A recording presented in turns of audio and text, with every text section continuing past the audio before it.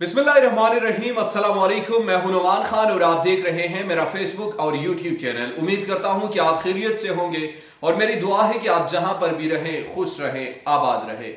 नाज़रीन इकराम, वज़ीर आज़म इमरान खान को दूसरा धमकी आमेज खत भी आ गया है। इमरान खान को एक खतरनाक वार्निंग।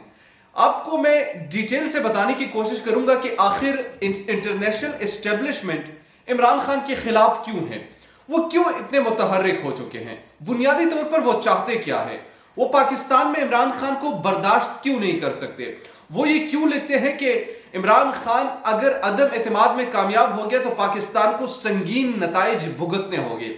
ये कौन सा मुल्क है और ये कौन से लोग हैं जो हमारे वजीर आजम इमरान खान को इस तरह धमकी देता है? वो कौन लोग हैं और हमारे अपने लोग उनमें कौन से शामिल हैं? बुनियादी तौर पर यह बड़ा अहम सवाल है। और क्या वजीर आजम इमरान खान इसके खिलाफ क्या एक्शन ले सकते हैं, क्या कर सकते हैं? बतौर रियासत हम क्या कर सकते हैं, हमारे इदारे क्या कर सकते हैं, हमारी अदलिया क्या कर सकते हैं, सिक्योरिटी फोर्सेस क्या कर सकते हैं, दिफाई इदारे क्या कर सकते हैं? वो ये बुनियादी तौर पर जो सवालात इस वक्त जहनों में उभर रहे हैं, हम जानने की कोशिश करेंगे और हम आपको बताने की भी कोशिश करेंगे कि इस हवाले से अब क्या सोचा जा रहा है। दूसरा, दूसरे खत का जो खास तौर पर मास्टरमाइंड है वो पाकिस्तान के साबिक वजीर आजम नवाज शरीफ साहब है। नवाज शरीफ साहब इतने आखिरी हद तक क्यों गए? नवाज शरीफ साहब मुल्क के दुश्मनों से क्यों जा मिले और इमरान खान के खिलाफ इतना आलमी साजिश वो क्यों कर रहे हैं?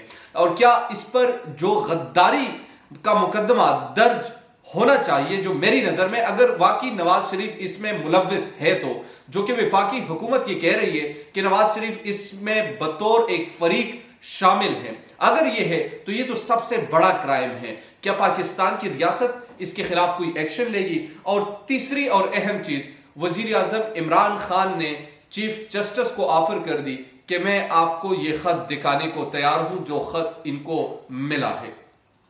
ये वो सवालात हैं कि जिस पर आज हम ना सिर्फ गुफ्तगू करेंगे बल्कि खुलकर गुफ्तगू करेंगे और आपको बताएंगे कि आखिर ये मामलात कहां से शुरू हुए और कहां से खराब हुए।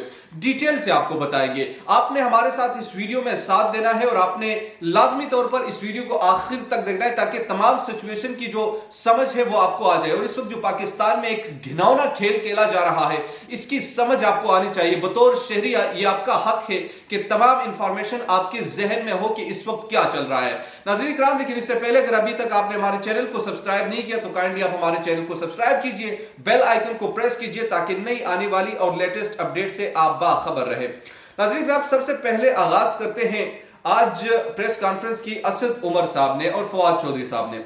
उस प्रेस कॉन्फ्रेंस में उसी खत के हवाले से उन्हें भांडा फोड़ा कि इस खत में लिखा क्या है और यह खत जो है ये बुनियादी तौर पर कहां से आया, कौन से ममालिक इसमें शामिल है, पाकिस्तान का कौन सा फरीक इसमें शामिल है और पाकिस्तान का जो अदलिया है इनको क्यों वो दिखाना चाह रहे, चीफ जस्टिस को वजीर आज़म इमरान खान साहब ये खत क्यों दिखाना चाह रहे और दूसरे इदारों के साथ शेयर किया भी है या नहीं किया। लेकिन इससे पहले मैं आपको बताना चाहता हूं, वजीर आज़म इमरान खान ने हाल ही में रूस का एक दौरा किया। रूस के दौरे से कबल आपको मैं बताना चाहता हूं कि शाह महमूद कुरैशी ने कहा कि हां, हमें एक पावरफुल कंट्री से यह मैसेज आया है कि ये दौरा आप ना करें। लेकिन पाकिस्तान की चूंकि आजादाना खारजा पॉलिसी है, हम किसी के साथ बिगड़े हुए हालात नहीं चाहते, हम किसी के साथ ताल्लुकात खराब नहीं चाहते, मगर हम किसी की डिक्टेशन पर भी चलना नहीं चाहते। यह बात अमेरिका ने बड़ी महसूस की कि अच्छा, पाकिस्तान ने भी हमें अभी आंखें दिखाना शुरू की।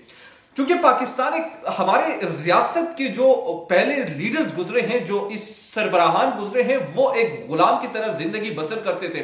जो आका का हुक्म आता था वो सरे तस्लीम खम करके मान जाते थे और वो इन तमाम चीजों को समझते नहीं थे। वो सिर्फ अपनी कुर्सी की लालच में आकर, अपने इक्तदार की हवस में आकर पाकिस्तान की मफाद का ना दिफा करते थे और ना ही पाकिस्तान के हवाले से कोई ऐसी बातचीत किया करते थे। तो अब जो सिचुएशन बनी उस वक्त से लेकर जब वजीर आजम इमरान खान ने दौरा रूस किया, अमेरिका की लॉबी जो है वो वजीर आजम के खिलाफ एक्टिव हुआ। अच्छा, वो ऐसे एक्टिव हुआ कि समझ में नहीं आ रही कि अमेरिका ये कर रहा है, यानी वो इनडायरेक्टली इसको फोर्स कर रहा है। वो ऐसी कुव्वतों का इस्तेमाल कर रहे हैं कि पाकिस्तान में उसका इन्फ्लुएंस भी है, पाकिस्तान में उनको آگے بھی کر رہے ہیں اور پاکستان میں ان کو پیش بھی کر رہے ہیں. اس سے میری مراد یعنی میڈیا میں بھی ان کو صاف دکھایا جا رہا ہے.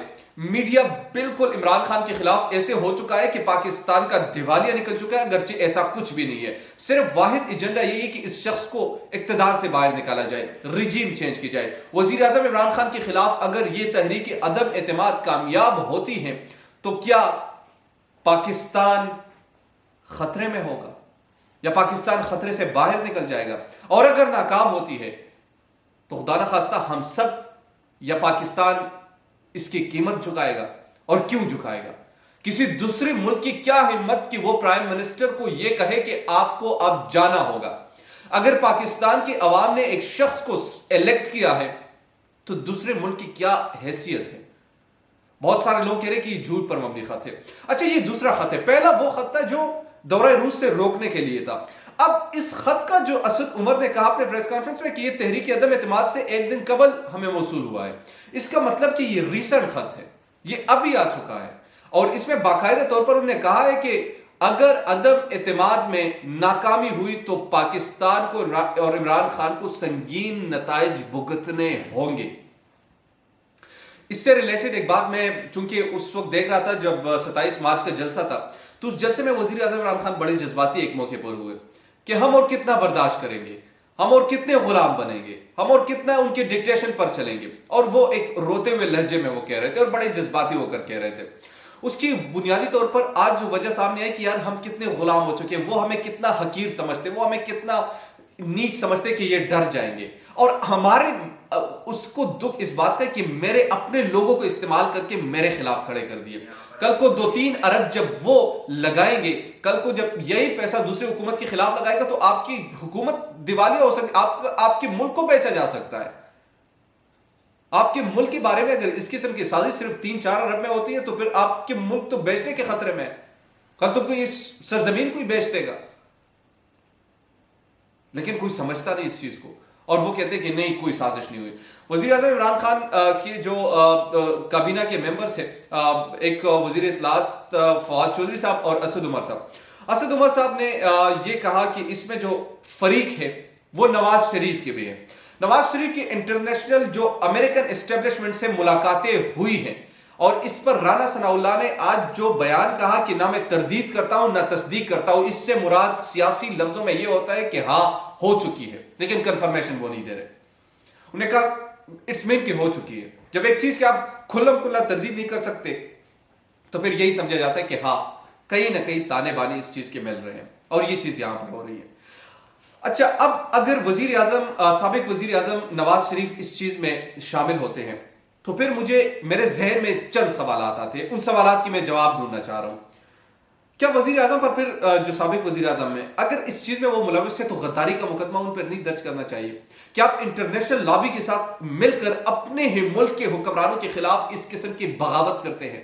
آپ انٹرنیشنل کمیونٹی کو اپنے ساتھ لے کر اور چند پیسے استعمال کر کے اپنے ہی ملک کا کباڑا نکال دیتے ہیں، اپنے ہی ملک کے خلاف سازش کرتے ہیں.